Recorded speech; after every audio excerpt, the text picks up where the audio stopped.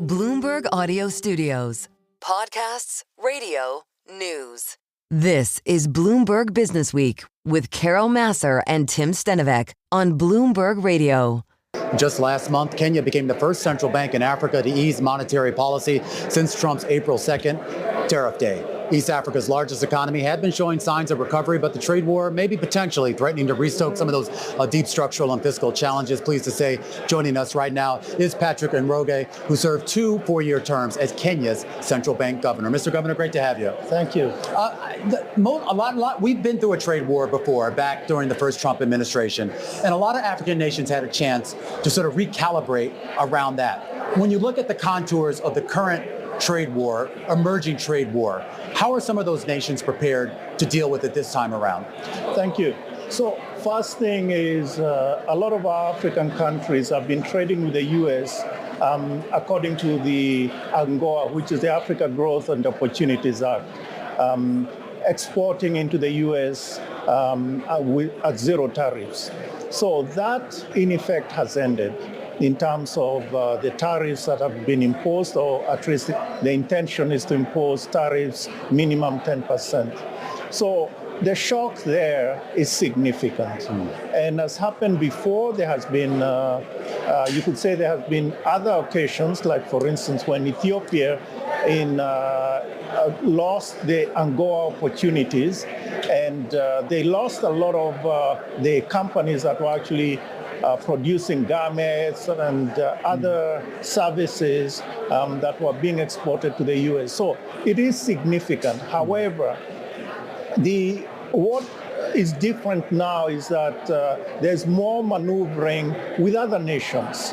So there's more maneuvering with other African countries regionally, and already there's been a lot of discussions about the African Continental Free Trade Area, and also with other countries such as the EU, etc. So there's more maneuvering in that space. I'm curious, do you think we'll see more intercontinental trade? Because that's been a big bugaboo. People look at Asia and you talk about intercontinental trade there, that's something like 53%. In Africa, last time I checked, it's still below 20%. It's 16%, the last number I saw. So it's still small, but the intention, of course, is to increase it. And I think this will provide some energy, some dynamism in that direction. So at the end of the day, the big issue will be to protect those industries, or protect the lives and livelihoods that will be damaged by the tariffs, even as the U.S. confirms what is the level that will be imposed going forward. Patrick, one of the things you said is more maneuvering within the African nations, which is something you and Romaine were just talking. You also said more maneuvering with the EU and et cetera. Does et cetera include China?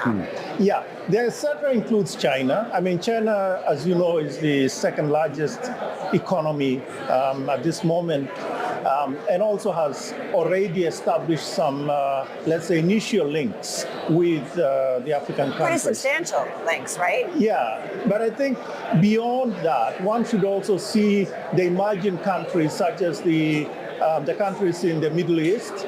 So you have all those oil exporting countries, you have Turkey, so you have India. So I think all of them are coming to the fore in terms of discussion of opening the trades to them. So is it a bad assumption or conclusion for global investors to say that if the U.S. is pulling back in terms of its involvement with Africa, that we should assume that China is going to pick it up? Or are you saying it's going to be spread along a lot of different areas and regions? I think there are two things. One is China, of course, at this moment is much more disposed to take on the gap that the U.S. would be pulling out from. But I think the point here is that, remember again, there are specific commodities that have been traded. Right. So it has to be done sort of commodity by commodity. And that's where the diplomacy also comes in, right? So Absolutely. It is very important to appreciate that. Finally, it's also important to note that there is the short term when nothing will happen, and the direction of trade, the shift in direction of trade will take some time. So the short term will necessarily be negative for Africa. I think we have to leave it there.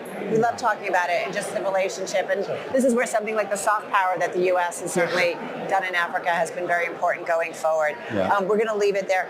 Of course, Patrick Njoroge is the former Central Bank of Kenya governor. Thank you so much. We really appreciate your time here. Thank you, Mr. Governor. Really great.